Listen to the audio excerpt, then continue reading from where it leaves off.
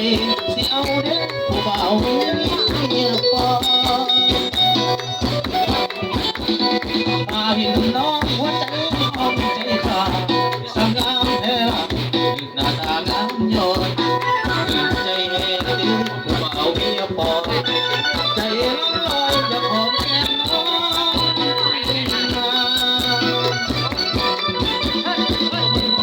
พี่ปานไผ่มา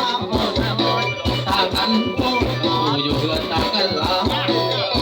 างคนเราจะไม่ถูกใจไอ้จะได้แค่น้องหลา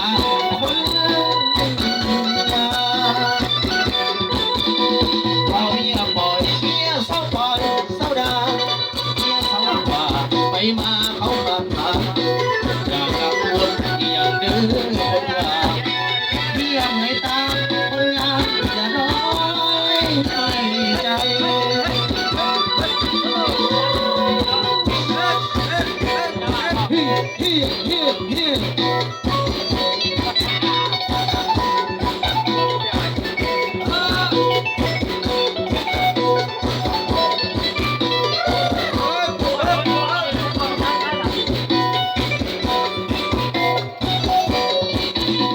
แม่ยุพินปานพินมาโป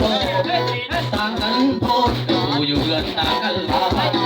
ลงภาคเหนือโอ้ยจะไม่ถูกใจอายอยากได้เด้น้องลาคน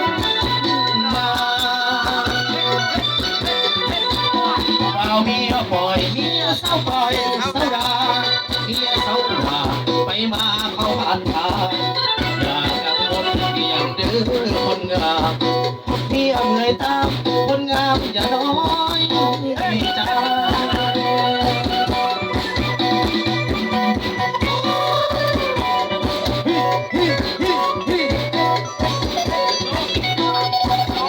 แฟนตอนสาวพร้อมสองเลยนะจ๊ะเด้อ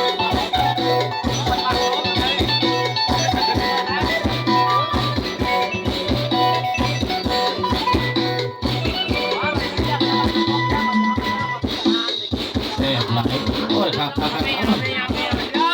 พร้อมสองไปต่ออาจารย์สิเป็น